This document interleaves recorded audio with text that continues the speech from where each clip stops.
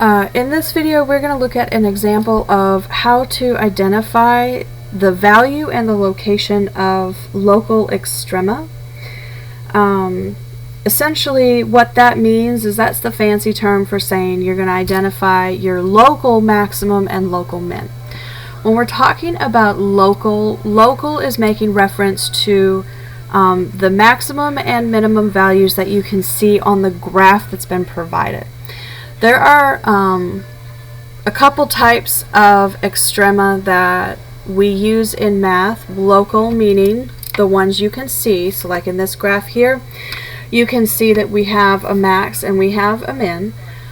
We also have what's called global. Now global extrema is a concept that is looked at more closely in courses like pre-calculus or calculus. Essentially, global would be talking about what is going on in the infinity side of the structure. So in other words, this arrow down here, what might be happening, or are there other extrema that if we were to expand our graph and make it a lot bigger that we would be able to see. So we've got the two different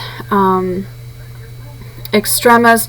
Here specifically in this video we are focusing only on the local extrema, which is what you can see within the confines of the graph that's been provided. Okay, so the location and the value are two different concepts and you have to be able to identify both. The first thing that I always like to do when I'm looking at graphs is I like to go into my maximum minimums and I like to make a little note.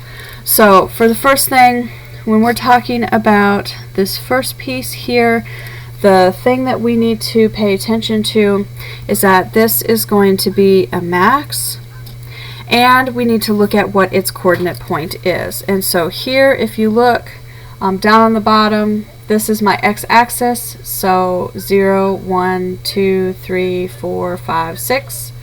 So when we're looking at this point here, we would go 1, 2, so we're -2. And then this axis on this outer side here, this would be my y-axis, so 0, 4, 8. So this is going to go 0, 2, 4, 6. We're roughly around 7. And so here we could say that this is the point -2, 7. Now you have your function here that you can use to double check and ensure that this really is the point -2, 7. And then you can do the same thing with your minimum. So if we're going to take notes at the minimum, I would do the same thing. So this is the minimum. And then with that, we would look at where this point is located. So we're at 1, 2, 3. So we're at the point 3. And then if you look at where it is on your y, you would have 0, 2, 4, 6, 8, 10, 12, probably 13. Okay. And so we could say that it's at -13. And then here you would, again, you could use your function to double check that those really are the points that you need. And so now that you know kind of what those coordinate points would be, we could go in and the first thing you would do is we would look for the location. Okay. So when we're looking at the location of the extrema, this is talking about the x value.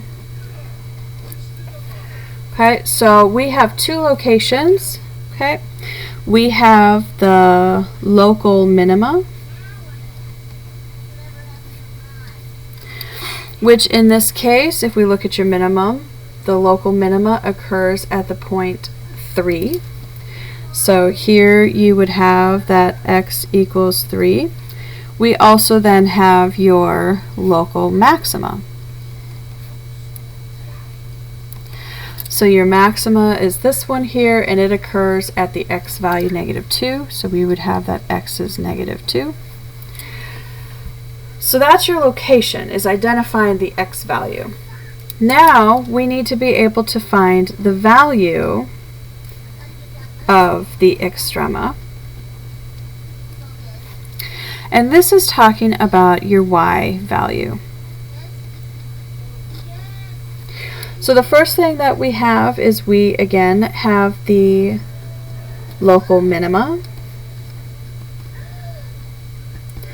And so here, if we look at your minima, we would say that that would be at negative 13. So at this case, we have that y is negative 13. And then we have the local maxima,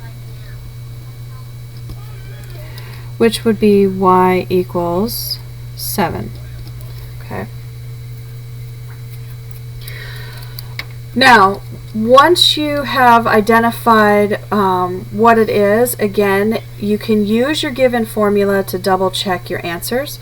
Some of those you may find that you have decimals or fractions, which is perfectly fine.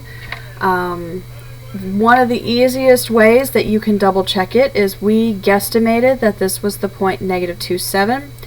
And so if we were to plug those values in, you should get a true statement. Okay, so that's how you can use your formula to double check that you've identified your local max and min correctly.